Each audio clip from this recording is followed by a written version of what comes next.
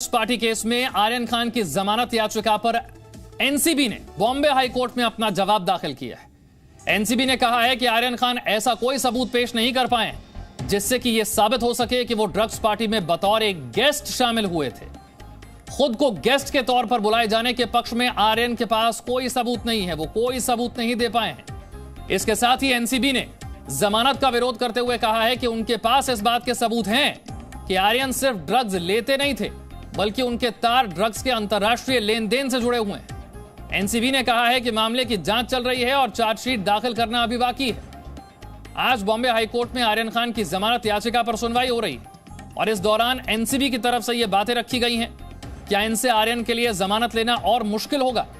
Mumbai drugs party case में आर्यन खान की जमानत याचिका पर नारकोटिक्स कंट्रोल ब्यूरो ने बॉम्बे हाई कोर्ट में अपना जवाब दाखिल कर दिया है। एनसीबी ने कहा है कि आर्यन ऐसा कोई सबूत नहीं पेश कर पाए जिससे कि साबित हो सके कि वो इस ड्रग्स पार्टी में बतौर एक गेस्ट शामिल हुए थे, जो कि आर्यन दावा करते हैं कि वो एक गेस्ट के तौर पर शामिल हुए थे। लेकिन एनसीबी का कहना है कि ऐसा कोई सबूत आर्यन की तरफ से पेश नहीं किया गया जिससे पता लगे कि वो एक गेस्ट के तौर पर गए थे।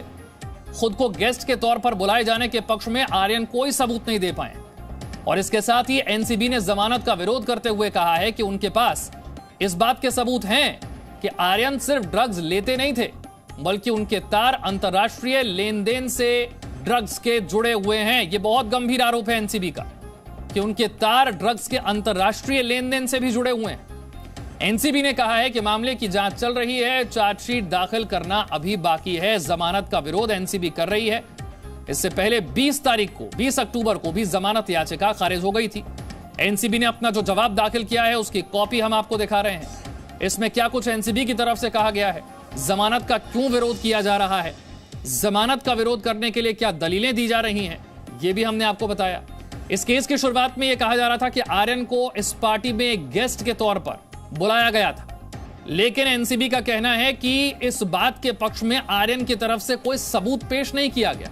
वो ये साबित नहीं कर पा रहे हैं कि वो इस पार्टी में गेस्ट के तौर पर गए थे। अंकुर और जानकारी के साथ है। अंकुर, एनसीबी की तरफ से कहा गया है कि गेस्ट के तौर पर शामिल हुए आर्यन जो वो दावा कर रहे हैं इसके पक्ष में कोई सबूत नहीं है, लेकिन एनसीबी के पास इस बात के सबूत हैं कि उनके अंतर्राष्ट्रीय ड्रग के लेन देन से वो जुड़े रहे हैं।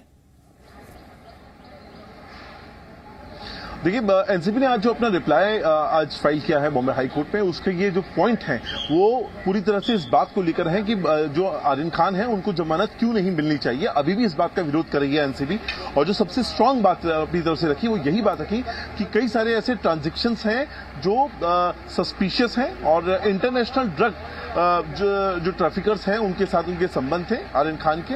और ये जो ड्रग, ये पहली बार नहीं है कि वो एक नॉर्मल कंज्यूमर के तौर पे है। हार्ड ड्रग्स की बात इस वाले रिप्लाई में भी उसको अपना हिस्सा एनसीबी ने बनाया है। वो कह रही है अब ये शुरुआती जांच है, अभी हमें पूरी जांच करनी बाकी है, चार्जशीट फाइल हुई नहीं है, चार्जशीट फाइल होने में टाइम है, आप हमें वक्त दीजिए। ये एक बहुत बड़ा ये इनके बीच में नेक्सस है, हमें इसको अभी एक्सपोज करना है और उसके लिए हमें और वक्त चाहिए हमारी इन्वेस्टिगेशन के लिए।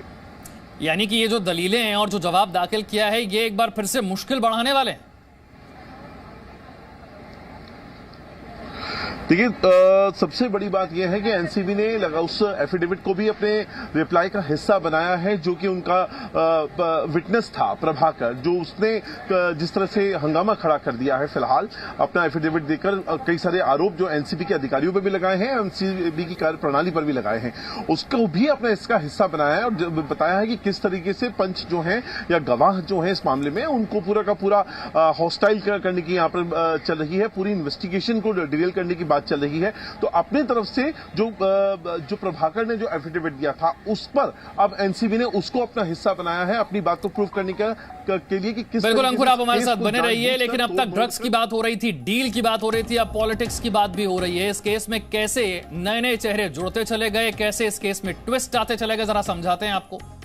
महाराष्ट्र सरकार में मंत्री और एनसीपी के बड़े नेता हैं नवाब मलिक। उनका यह कहना है कि जो इस केस की जांच कर रहे हैं यानी कि समीर वानखेड़े, ये फर्जी केस में लोगों को फंसाते हैं, सेलिब्रिटीज को फंसाते हैं। समीर वानखेड़े कहते हैं कि मुझ पर जो भी आरोप लग रहे हैं मैं जांच के लिए तैयार हूं, मैं जांच से नहीं डरता हूं। समीर वानखेड़े की पत्नी क्रांति वानखेड़े की तरफ से कहा गया है कि मेरे पति क्योंकि एक ईमानदार ऑफिसर हैं इसीलिए उनके कुर्सी पर रहने से कुछ लोगों को तकलीफ हो रही है, दिक्कत हो रही है।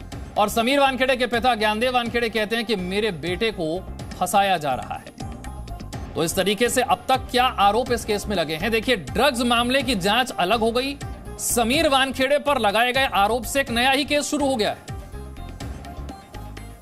बॉम्बे हाईकोर्ट में सुनवाई जारी है, उसकी अपडेट लगातार आप तक पहुंचाते रहेंगे। एक छोटा सा ब्रेक।